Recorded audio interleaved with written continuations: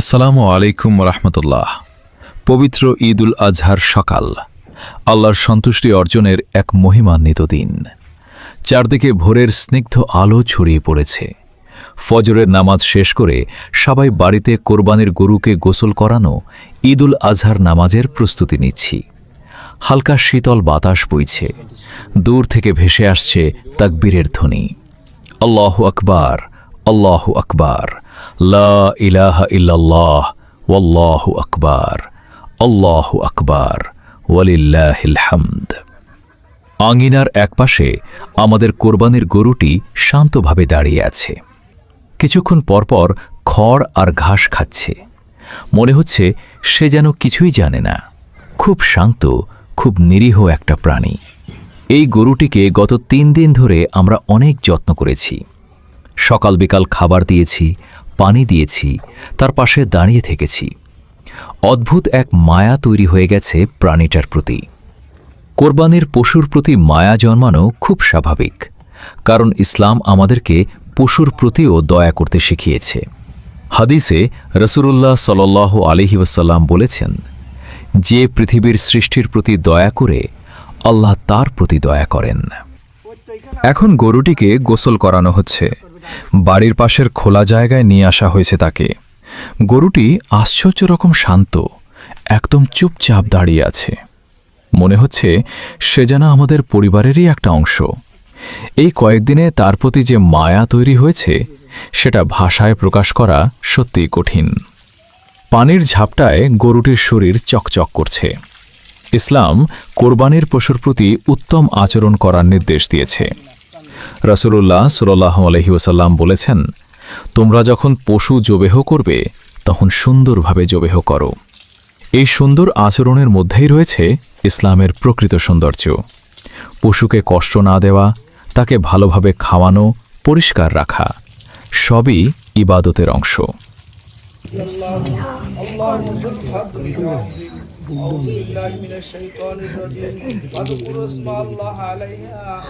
এখন আমরা চলে এসেছি আমাদের পূর্ব চন্দ্রহার বাইতুল ফালাহ জামে মসজিদের ঈদগাহ ময়দানে।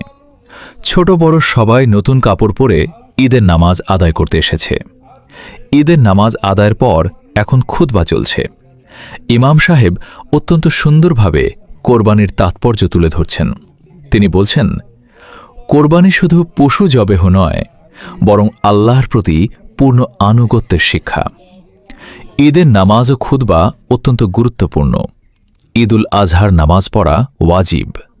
তাই একজন মুসলমানের জন্য ঈদের নামাজ আদায় করা অত্যন্ত গুরুত্বপূর্ণ ইবাদত। খুতবার সময় সবাই মনোযোগ দিয়ে শুনছে। কারো মুখে হাসি, কারো চোখে আবেগ। এই ঈদের দিন মানুষে মানুষে ভ্রাতৃত্বের বন্ধন আরও গভীর হয়ে ওঠে। গ্রামের ঈদের এই পরিবেশ সত্যি অন্যরকম। এখন আমাদের মসজিদের আঙিনায় কোরবানির প্রস্তুতি চলছে। কেউ গরুর রশি ধরেছে, কেউ পাশে দাঁড়িয়ে সাহস দিচ্ছে। সবাই খুব সতর্ক, যেন পশুটি কোনো কষ্ট না পায়।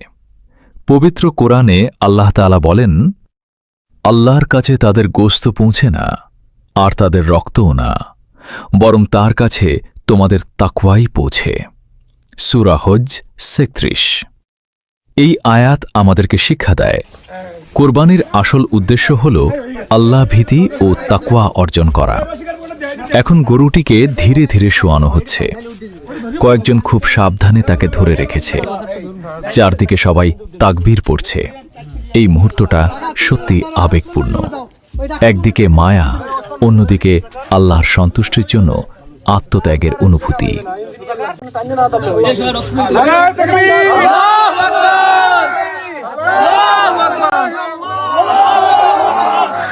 জবেহ করার আগে আল্লাহর নাম উচ্চারণ করা হলো। তারপর আল্লাহু আকবার বলে আল্লাহর নামে কোরবানি সম্পন্ন করা হলো। ধীরে ধীরে পশুর রক্ত প্রবাহিত হচ্ছে। চারদিকে সবাই চুপচাপ দাঁড়িয়ে আছে। মনে হচ্ছে যেন সবাই নিজের ভেতরেও কিছু একটা কোরবানি করছে। এখন শুরু হয়েছে গোশত কাটার কাজ। মসজিদের পূর্ব পাশে বড় করে জায়গা প্রস্তুত করা হয়েছে। কলাপাতা বিছিয়ে বসার সুন্দর ব্যবস্থা করা হয়েছে। গ্রামের কোরবানির এই পরিবেশ সত্যি অসাধারণ।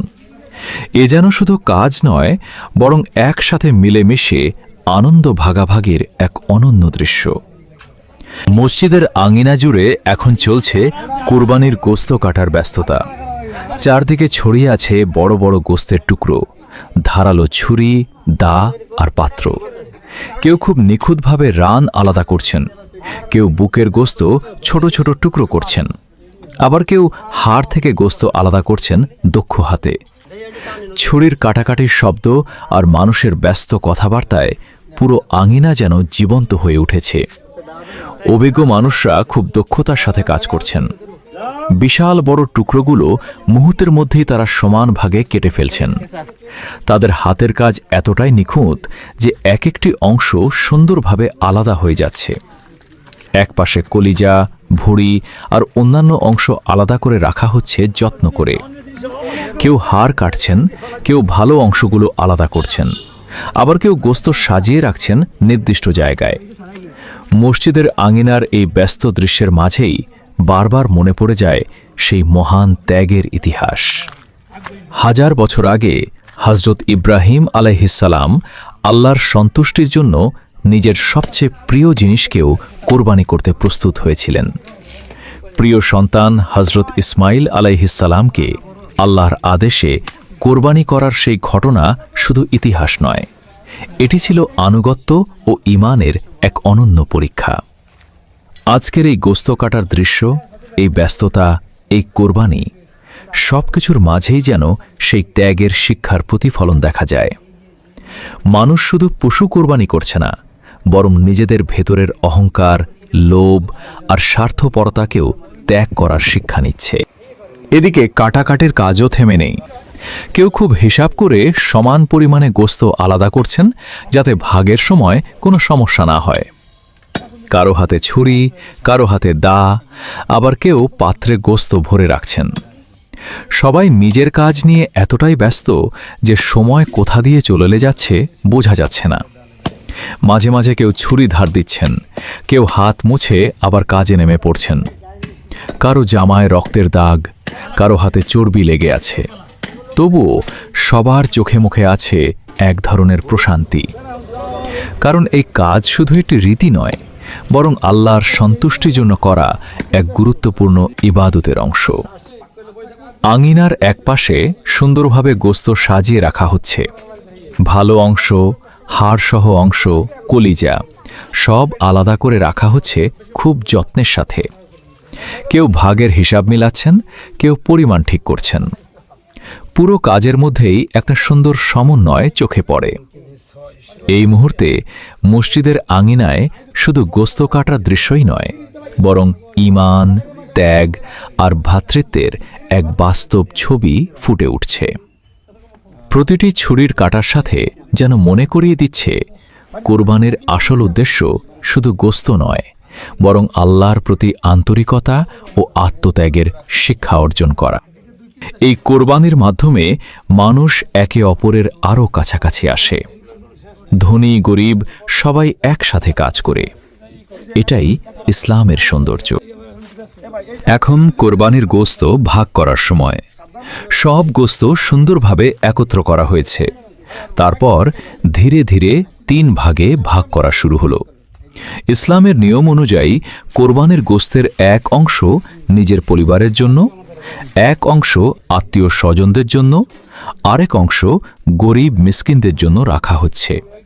এছাড়াও মাদ্রাসার এতিমখানার জন্যও আলাদা করে গোস্ত রাখা হচ্ছে। কারণ ঈদের আনন্দ সবার মাঝে ছড়িয়ে দেওয়াই একজন মুসলমানের দায়িত্ব। পরিশেষে সবাইকে জানাই আন্তরিক শুভেচ্ছা। ঈদ মোবারক। তাকাব্বালাল্লাহু মিন্না ওয়া মিনকুম।